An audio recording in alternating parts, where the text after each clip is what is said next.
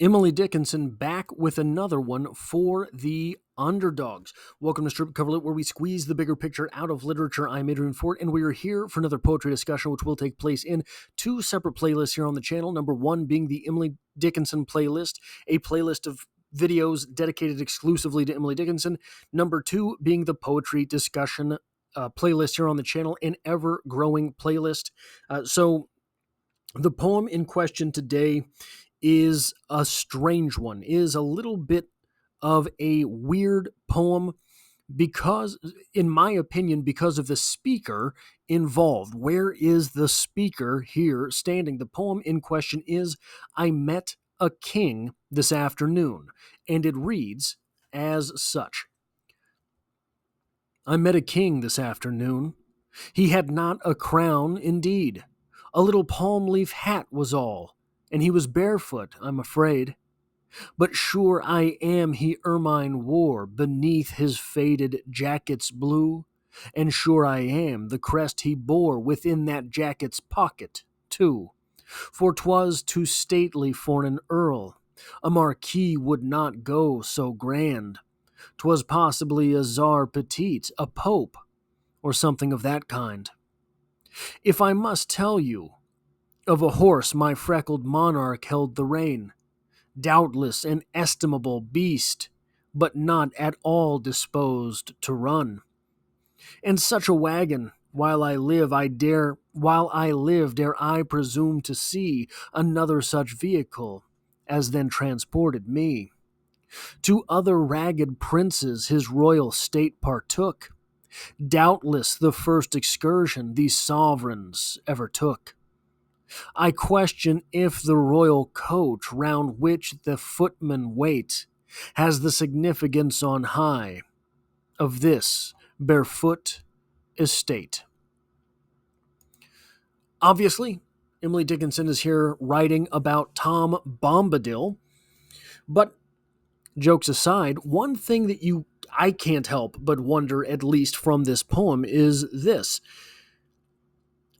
Is this poem based on a real world interaction that Emily Dickinson had? I think there is reason to believe yes, and it gets into my actual interpretation of this poem.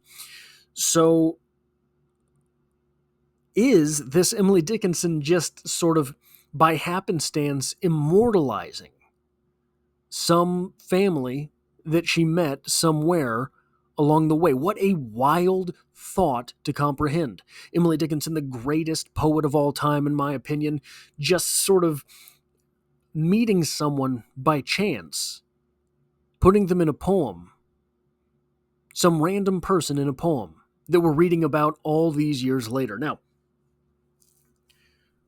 what is it about this individual, this king in question, that has our speaker so adamant that they are actually royalty?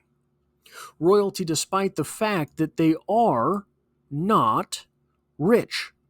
Royalty despite the fact that they don't seem to go many places. Where is it? And such a wagon while I live, dare I presume to see.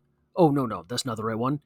The two other ragged princes his royal state partook, doubtless the first excursion these sovereigns ever took. That could be a reference to their age. These could be two very young people. These could be two babies, two toddlers, two 5-year-olds. I don't think that's what our poet is talking about. I think that what is going on here relates first to this word, king. What is a king? Someone who rules over, presides over a plot of land. Maybe, yeah, that's part of what a king is. But to invoke the term king, you're also talking about something that is paternal inheritance. The kingdom is passed down generation to generation. Now, the king in question does not have a whole lot, doesn't even have shoes upon his feet. This is not a wealthy individual. This individual is not passing down a grand estate. So, what is this individual reigning over? That paternal part is, in my opinion, very important to this poem. The king is someone who presides not only over a kingdom, but also over a family like the one with whom this king in question today is traveling. We have the princes by his side. If we're allowed to bring in a little bit of biography from Emily Dickinson's relationship with her father, often cited as being strained. Emily Dickinson's father, it seems, was something of an authoritarian. Emily Dickinson's father, a very overpowering, overprotective figure. Emily Dickinson's father seems to be part of, if not most of, the reason that Emily Dickinson was so reclusive. So the father in this poem, the king in question, what would it be about this individual that Emily Dickinson, that our speaker, would have found so stately, would have found so kingly, would have found so royal? Well, I think to get to the bottom of that, what we have to do is talk about the poem itself and the standpoint, the point of view of the speaker. The speaker in this poem is interacting with this king and his princes. How? Where is this meeting taking place? We have no clues, in my opinion. We have the fact that our speaker seems to have shared in the vehicle with this family, seems to have caught a ride with these individuals somewhere, or given a ride. So the king in question is driving, holding the reins, but our speaker seems to be in that carriage with them.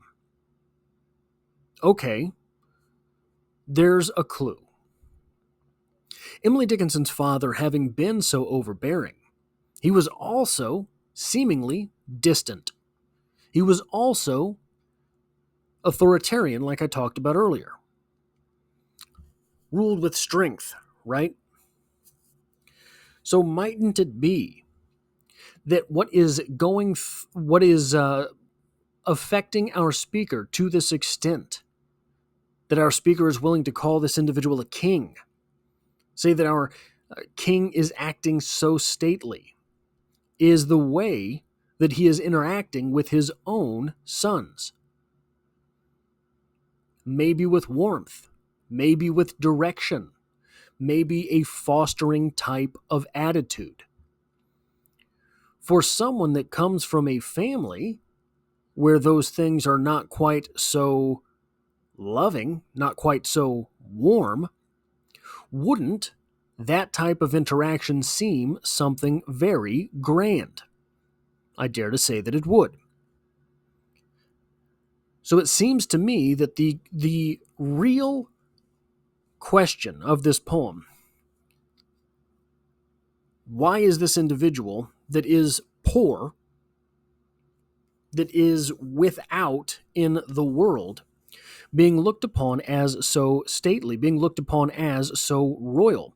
It seems to me that it is because of the relationship that he has with his own sons. It seems to me that it is because he is maybe a loving father, a caring father, a father that would be leading a family into generations forth, a father that has the future in mind and growth in mind, even if that future is not one of particular wealth.